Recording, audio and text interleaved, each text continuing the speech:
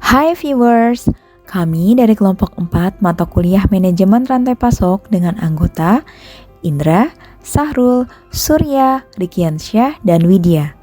Pada kesempatan kali ini, kami akan sedikit membahas tentang manajemen transportasi dan distribusi dalam manajemen rantai pasok.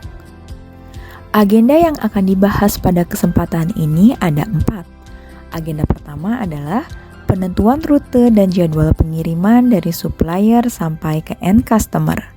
Agenda selanjutnya adalah strategi distribusi cross-docking yang saat ini sudah banyak digunakan di berbagai perusahaan.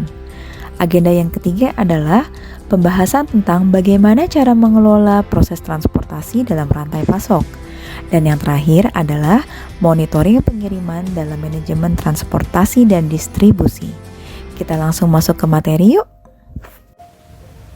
Penentuan rute dan jadwal pengiriman.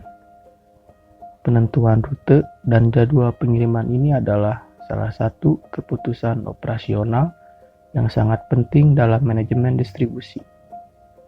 Mengapa sih ini penting?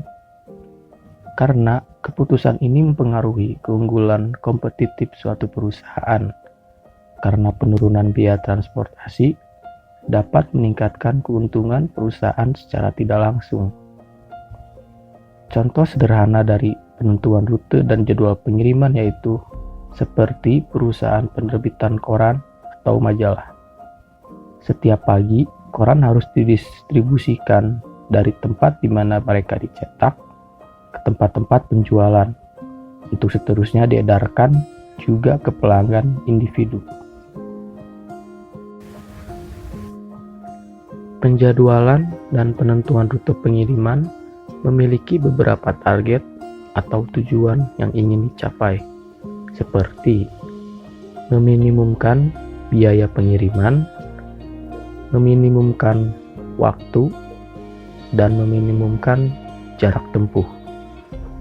Lalu, apakah ada kendala untuk mencapai tujuan tersebut? Tentu saja ada.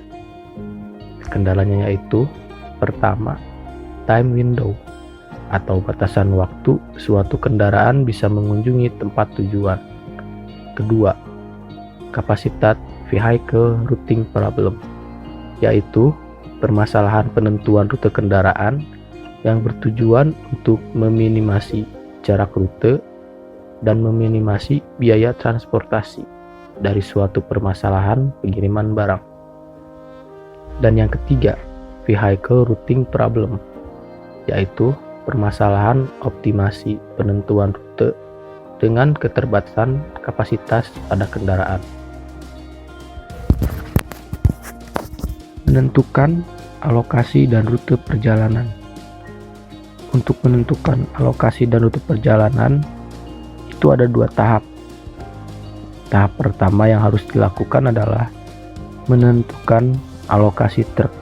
Artinya, perlu diketahui truk mana yang akan mengunjungi toko yang mana. Lalu tahap kedua nantinya adalah menentukan rute perjalanan masing-masing truk dengan menggunakan metode saving matrix. Apa sih metode saving matrix itu? Metode saving matrix adalah metode untuk meminimumkan jarak atau waktu atau ongkos dengan mempertimbangkan kendala-kendala yang ada agar diperoleh jalur yang efisien dan biaya transportasi yang optimum. Bagaimana sih langkah-langkah yang harus dikerjakan dalam metode saving matrix ini? Ada 4 langkah untuk mengerjakan metode saving matrix ini. Langkah-langkahnya yaitu yang pertama, mengidentifikasikan matriks jarak. Yang kedua, mengidentifikasikan matriks penghematan. Yang ketiga, mengalokasikan toko ke kendaraan atau rute. Yang keempat, mengurutkan toko tujuan dalam rute yang sudah terdefinisi. Nah, dalam langkah keempat ini, ada 3 metode yang harus diperhatikan, yaitu metode farthest insert, metode nearest insert, dan metode nearest neighbor. Strategi distribusi merupakan hal terpenting dalam manajemen distribusi dan transportasi. Keputusan tentang saluran distribusi pemasaran merupakan keputusan terpenting dalam sebuah manajemen. Dan kesalahan dalam memilih saluran distribusi dapat menghambat penyaluran barang-barang distribusi. Pada dasarnya, terdapat 4 strategi distribusi yang biasa digunakan oleh perusahaan. Apa saja? Yang pertama adalah strategi direct shipping. Direct shipping merupakan pelayanan point-to-point dengan menghilangkan fasilitas perantara. Barang akan dikirimkan langsung dari pabrik ke end customer. Contohnya di sini adalah official store di marketplace. Barang yang dibeli akan langsung dikirimkan ke customer oleh official store tersebut. Tentunya biaya akan tinggi, namun service level pengiriman akan menjadi cepat dan end customer akan merasa puas.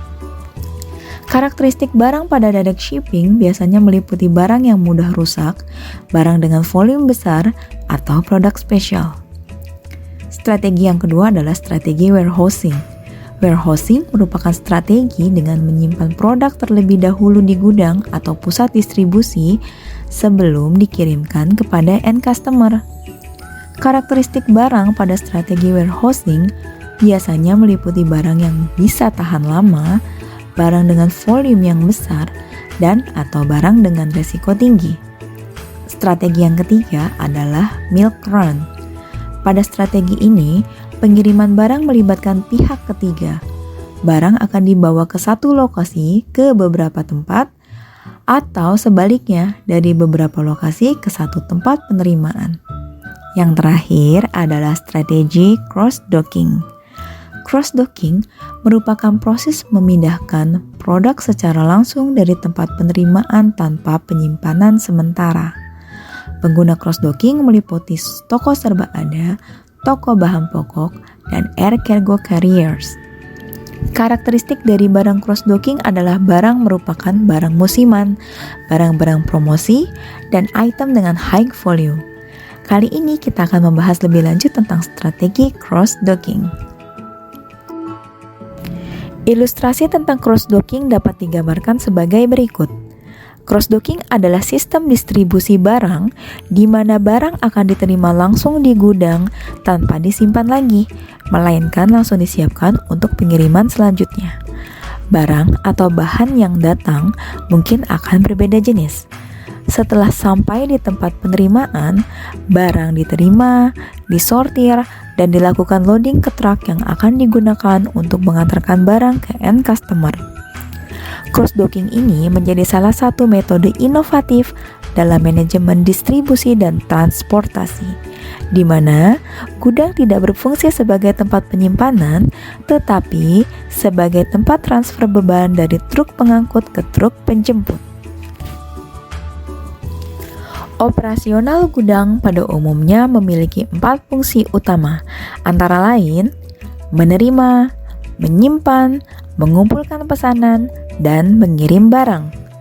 Secara khusus, 2 tahap penyimpanan dan pengumpulan pesanan adalah yang paling memakan biaya. Pada cross-docking, barang akan diterima atau dikenal dengan receiving, kemudian disortir, dan terakhir dilakukan pengiriman atau disebut juga dengan shipment. Cross-docking membutuhkan keselarasan dan ritme antara kegiatan penerimaan dan pengiriman. Penerapan cross-docking ini akan menghemat sejumlah besar biaya penyimpanan dan pengiriman, dan secara signifikan akan mengurangi biaya distribusi logistik. Berikut ini adalah keuntungan atau keunggulan jika menggunakan metode cross-docking yang didapatkan oleh perusahaan. Yang pertama, mengurangi kebutuhan akan tempat penyimpanan atau distribusi. Berikutnya yang kedua, mengurangi biaya distribusi atau transportasi. Yang ketiga, mengurangi kebutuhan penanganan material atau produk, serta tempat penyimpanannya. 4. Meningkatkan kualitas produk. 5. Mengurangi biaya sumber daya manusia. 6. Mempercepat waktu pengiriman produk. 7. Meningkatkan pelayanan service level terhadap pelanggan. Selanjutnya adalah tantangan yang mungkin akan dihadapi oleh perusahaan jika menggunakan metode cross-docking. Yang pertama, mitra mungkin tidak memiliki kapasitas penyimpanan. Yang kedua, penanganan barang dapat menyebabkan kerusakan produk seperti pada produk makanan. Yang ketiga, diperlukan manajemen dan perhatian, khususnya pada sinkronisasi penjadwalan pengiriman. Keempat, memerlukan kapabilitas IT dan pembagian informasi secara real-time. 5. Memastikan visibilitas produk selama produk tersebut bergerak dalam sistem. 6. Aktivitas tambahan berupa pelabelan yang lebih seksama untuk memastikan tidak terjadinya pertukaran antar pemilik barang. Hal-hal yang perlu diperhatikan dalam kesuksesan penerapan cross-docking. Hal yang pertama adalah barang variasi sedikit dan volume kebutuhan banyak. Selanjutnya, pemesan sudah memiliki pesanan definitif firm order beberapa hari sebelum jadwal pengiriman. Selanjutnya, adanya pertukaran informasi transparan antara perusahaan pemesanan dan pengiriman. Dan yang terakhir, diperlukan teknologi yang bisa membantu proses informasi pada model cross-docking. Selanjutnya adalah hal-hal yang perlu diperhatikan dalam mengaplikasikan cross-docking. Pertama adalah inventaris permintaan stabil. Ketika kondisi permintaan produk yang stabil, maka selanjutnya jadwal dan sistem yang konsisten dapat diatur untuk mengakomodasi pengiriman berulang. Hal ini dapat ditingkatkan untuk memangkas biaya dengan analisis yang efektif setelah menghasilkan data yang cukup. Setelah itu, menghilangkan kebutuhan persediaan surplus untuk disimpan jika situasi kehabisan stok. Selanjutnya yang kedua adalah crowdfunding dan flash sale e-niaga. Ketika toko e-commerce ingin melakukan peningkatan secara besar volume penjualan melalui acara khusus seperti flash sale atau Black Friday, maka cross-docking merupakan cara yang digunakan untuk penghematan biaya untuk memberikan pesanan ke pengguna akhir. Berikutnya yang ketiga adalah inventaris sensitif waktu dan mudah rusak. Contohnya adalah pada produk bahan makanan yang memiliki kepekaan waktu untuk mencapai pengguna. Dengan melewati langkah penyimpanan dan pengiriman langsung melalui terminal cross-dock, waktu akan berkurang yang memberikan lebih banyak ruang untuk waktu rak terbatas, menyediakan produk dengan jendela penjualan yang lebih lama, dan berpotensi menawarkan produk dan layanan yang lebih baik bagi pengguna. Mengelola proses transportasi. Pertama, susun perencanaan yang matang. Elemen dalam penyusunan perencanaan meliputi pengadaan barang, penyimpanan barang, hingga pengiriman barang. Parameter lain yang menjadi pertimbangan meliputi aspek waktu, kendaraan, dan juga biaya. Tujuannya untuk mencapai hasil dan keuntungan yang maksimal dalam waktu sesingkat mungkin. Kedua, gunakan sistem manajemen transportasi otomatis. Sistem ini dapat membuat proses pengangkutan dan pengiriman barang menjadi lebih mudah dan sederhana. Sistem ini juga dapat memonitor kendaraan mana yang sedang beroperasi, di mana lokasi kendaraan terkini, dan kendala apa yang sedang dihadapi akan dengan mudah dan cepat untuk diketahui. Ketiga, perkuat kinerja tim. Semua divisi memiliki peran penting terhadap pertumbuhan bisnis perusahaan. Semua orang yang ada dalam sebuah perusahaan harus dapat bekerja secara produktif dan serempak dalam mencapai hasil yang optimal, baik dari bagian pengadaan barang, pengiriman, ataupun staf dari bagian pergudangan. Pastikan semua karyawan memahami SOP perusahaan, memiliki tanggung jawab, dan memahami teknologi yang digunakan oleh perusahaan.